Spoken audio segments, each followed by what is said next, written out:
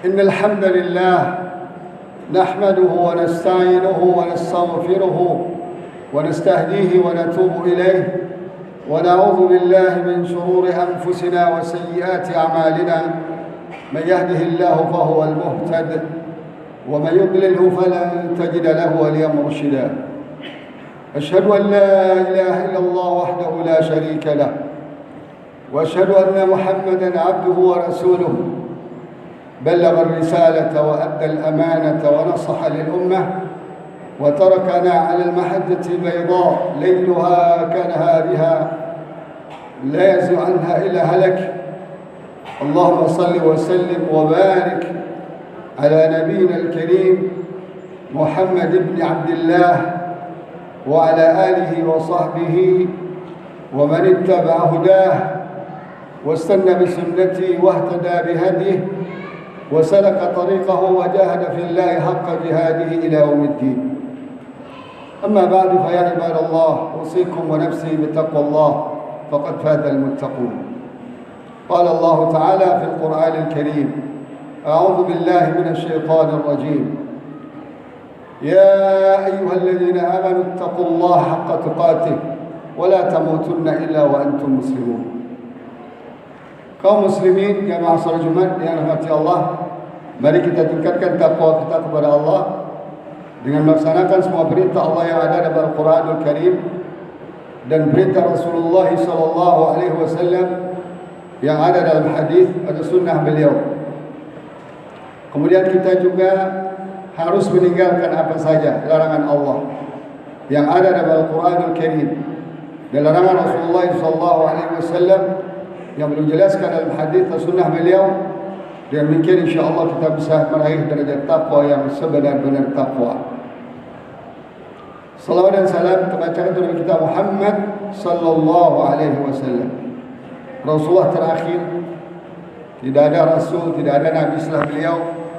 Kalau ada orang yang mengklaim ada Nabi, ada Rasul setelah Rasulullah SAW, ketahuilah itu klaim kebohongan dan kesesatan. Tidak boleh kita ikuti dan diyakini karena akan merusak dua kalimat syahadat kita. Asyhadu an la ilaha illallah wa asyhadu anna Muhammadar Rasulullah. Kaum muslimin rahimakumullah, kita bersyukur pada Allah yang telah menyampaikan usia kita menjelang pertengahan Ramadan 1445 ini. Semoga apa yang sudah kita kerjakan, berbagai amal soleh yang kita lakukan diterima Allah Subhanahu wa taala. Dan kita juga minta dan mohon kepada Allah, semoga Allah berikan kita panjang umur sampai selesai Ramadan ini dan bisa istiqamah menjalankan berbagai macam amal ibadah Ramadan siang dan malam sampai selesai insyaallah.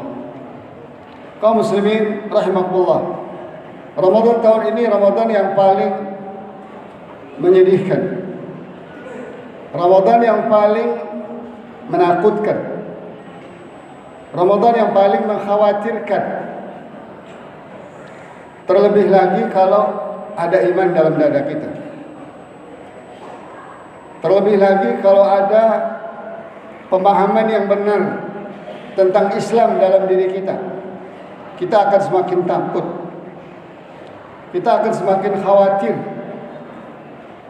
Jangan-jangan kita belum dianggap Allah sebagai orang mukmin. Padahal Ramadan ini kita dipanggil sebagai orang mukmin. Ya ayyuhalladzina amanu kutiba alaikumusshiyam. Hai orang-orang beriman, diwajibkan kepada kamu semua saum, menahan diri dari hal-hal yang membatalkan saum sejak dari terbit fajar sampai tenggelam matahari.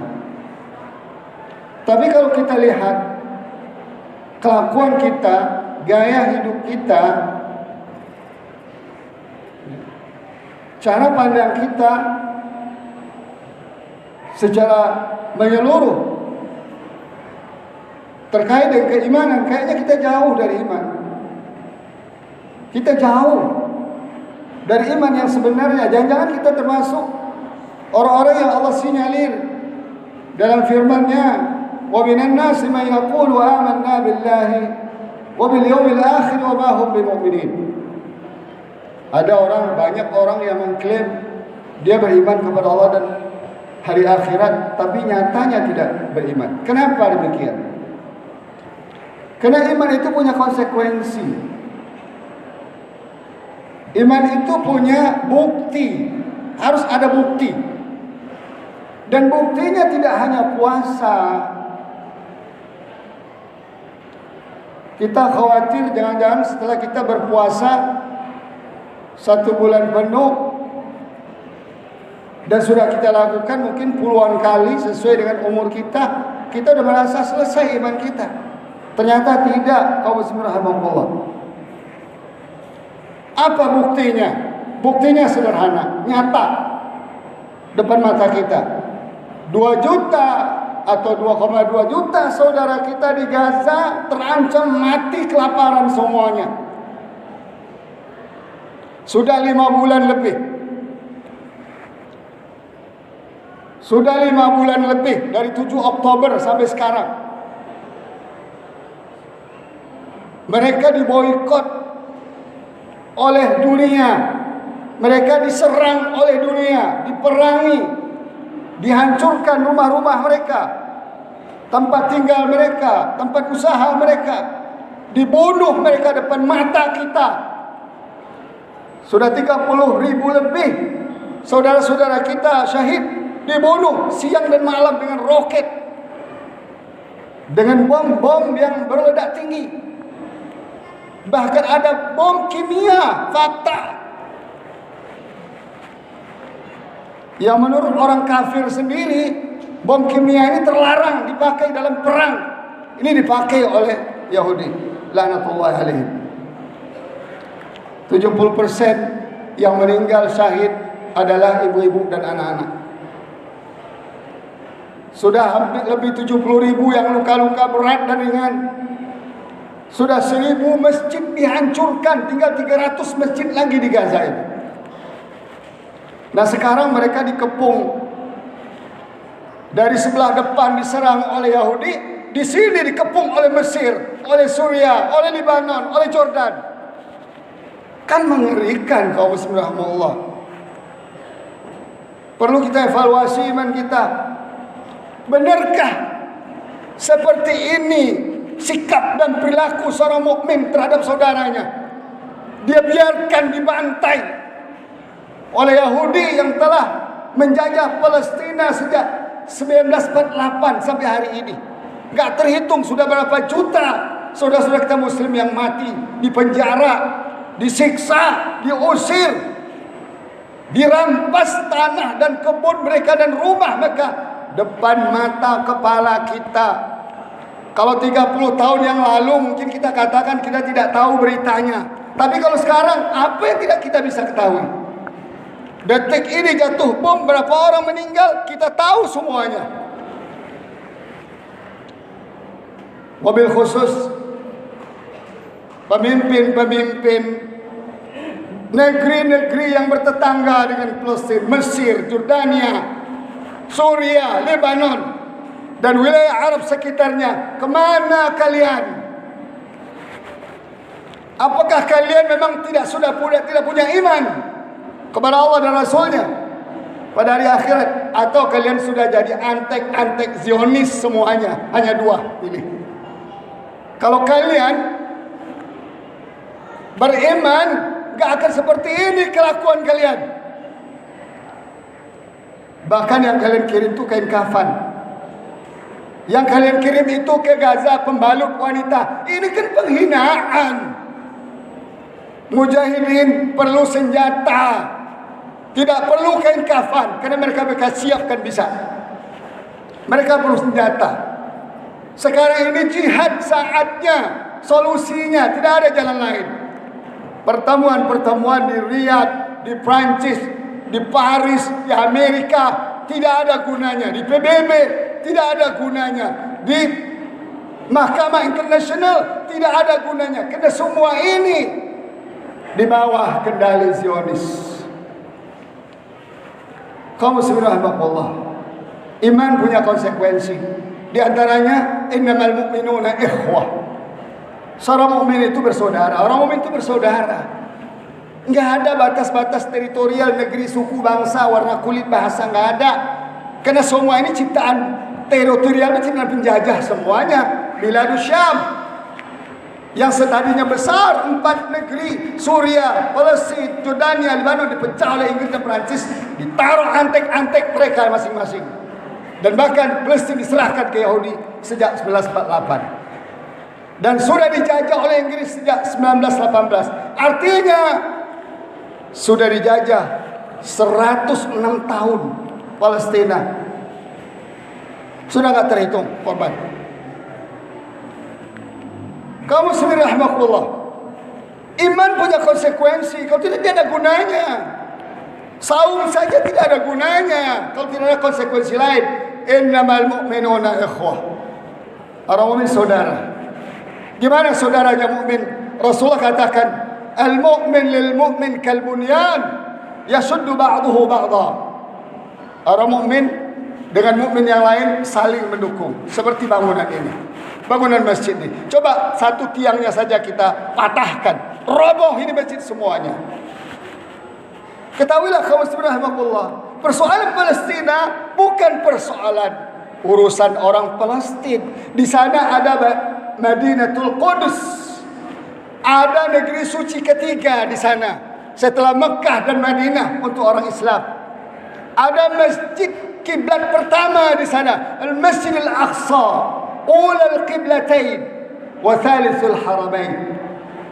Kiblat pertama dan negeri suci Islam yang ketiga. Tidak ada boleh yang menjajahnya, siapapun. Ini sudah 100 tahun lebih dijajah. Dan sekarang semakin menjadi-jadi. Sudah banyak saudara-saudara kita yang mati karena kelaparan, anak-anak. Coba lihat di YouTube, di video-video. Apalagi sekarang musim hujan, salju turun. Mereka dibalut oleh salju, bukan dibalut oleh pakaian, oleh selimut yang tebal, oleh ruang yang punya pemanasan. Koreksi iman kita. Apa benar kita beriman? Apalagi para penguasa-penguasa negeri muslim yang berteriak-teriak saja ke PBB. Ini para munafikin. Mereka ini adalah agen-agen Zionis yang ditancapkan ke dunia Islam agar Palestina hancur, berantakan. Islam, iman punya konsekuensi. Bagaimana konsekuensinya? Seperti yang Rasulullah katakan, la yu'minu ahadukum hatta yuhibba li akhihi ma yuhibbu li nafsihi. Tidak beriman di antara kamu kalau sampai kalian bisa mencintai saudaranya persis seperti mencintai dirinya. Saudaranya senang, dia senang. Saudaranya susah, dia harus susah. Ini sudah 106 tahun saudara kita dijajah di Palestina. Kaum muslimin rahimakumullah, iman punya konsekuensi. Bagaimana solidaritas sesama mukmin, sesama muslim harus dibangun. Kalau tidak ada terbangun solidaritas, dipertanyakan iman kita. Rasulullah mengatakan, "Mathalul mu'minina fi tawadihim wa tarahumihim wa ta'atufihim كمثل الجسد الواحد إذا شكى منه عضو تداعى له بالسهر والحمى تداعى له سائر الجسد بالسهر والحمى." Perumpamaan orang mukmin antara satu dengan lain, antara bangsa mukmin dengan bangsa yang lain, bangsa Indonesia, bangsa Melayu, bangsa Arab, bangsa Afrika, Eropa dan sebagainya, kamatsalil jasadil wahid, seperti satu tubuh. Kalau satu ditimpa oleh sakit, yang lain ikut merasakan panasnya dan tidak bisa tidur. Bayangkan kalau jempol kita kesandung, apalagi keras sambil mengeluarkan darah, pasti air mata otomatis mengucur dari mata kita. Pasti lidah kita akan berucap sesuatu yang menjelaskan kepedihannya. Pasti tangan kita langsung mengusap, dabah mencari obat untuk bagaimana bisa sembuh. Itu iman yang benar. Kalau belum terwujud seperti itu, percuma kita jadi orang Islam. Percuma kita puasa. Makanya di Indonesia contohnya hancur-hancuran begini karena imannya dipertanyakan. Sama itu. Dipertanyakan iman kita di sini. Kok bisa negeri ini dikendalikan oleh satu keluarga kecil yang disinyalir PKI? PKI sama dengan di sana. Orang Yahudi di Palestina itu cuma 6 juta orang. Arab di sekitarnya ratusan juta. Kita umat Islam 2 miliar orang. Yahudi di dunia ini cuma 15 juta orang. 6 juta di Palestina. Yang lain tersebar di mana-mana. Palestina pun datang mereka tahun 48 ke sini. Kok nggak bisa kita sentil? Boro-boro kita perangi, kita usir, kita hancurkan Tel Aviv seperti mereka menghancurkan Gaza. Karena solusinya cuma itu. Kalau kita bisa menghancurkan Tel Aviv. Tel Aviv itu negeri Palestina, bukan negeri Yahudi. Nggak ada Yahudi di situ. Ini juga problem pemahaman orang kita. Dikira Yahudi punya Tel Aviv, punya Al-Quds. Tidak, nggak ada sejengkal pun mereka punya di sana. Semua dijajah. Solusinya hancurkan Tel Aviv, kirim roket, kirim mujahidin untuk menyerang mereka. Kalau Tel Aviv sudah seperti Gaza, pasti mereka kabur pulang ke negeri asal mereka di Eropa, di Rusia dan sebagainya. Oleh karena itu Rasul mengingatkan kita, "Man lam yahtamma bi amril muslimina falaysa minhum." Orang yang tidak concern dengan persoalan yang dihadapi oleh kaum muslimin, dia bukan dari kaum muslimin. Tanya diri kita sekarang. Kalau benar kita beriman kepada Allah dan Rasulnya dan seterusnya, buktikan solidaritas kita kepada Palestina, para umat Islam Palestina. Buktikan solidaritas kita kepada Masjidil Aqsa yang sekarang sedang dalam jajahan Yahudi sejak 1948 sampai hari ini. Buktikan. Kalau pemimpin-pemimpin dunia Islam kita sudah tidak percaya, mereka semuanya antek-antek Zionis, ditanamkan ke negeri-negeri Islam, di Saudi, di Kuwait, di Qatar, di apalagi Mesir, apalagi Jordan. Mesir dan Jordan ini adalah base camp Zionis yang terbesar di dunia. Sekarang bukan di New York lagi base camp terbesarnya, tapi di Kairo dan di Amman, Jordania. Termasuk juga Maroko, antek Yahudi yang luar biasa. Rajanya itu Zionis 24 karat. Sudahlah, lupakan mereka. Bangun keimanan dalam diri kita. Bagaimana caranya? Fikirkan. Bagaimana menyelamatkan 2,2 juta orang ini agar nggak mati bulan-bulan depan semuanya. Kalau mereka mati semuanya, pasti kita semua dimintai pertanggungjawaban oleh Allah Ta'ala. Pasti kita juga ikut. Oleh karena itu, bangun keimanan dalam diri kita agar kita nggak ikut-ikut penguasa zalim ini, agar kita nggak ikut-ikut penguasa Zionis ini. Gimana caranya? Satu, selalu doakan mereka. Tolak dengan hati kita, dengan lisan kita perbuatan Yahudi yang luar biasa itu, perbuatan negeri-negeri Islam yang luar biasa memalukan dan menjijikkan ini. Tolak dalam hati kita, nggak mau. Ini tidak menunjukkan keimanan. Kita doakan mereka dengan ikhlas dan jujur.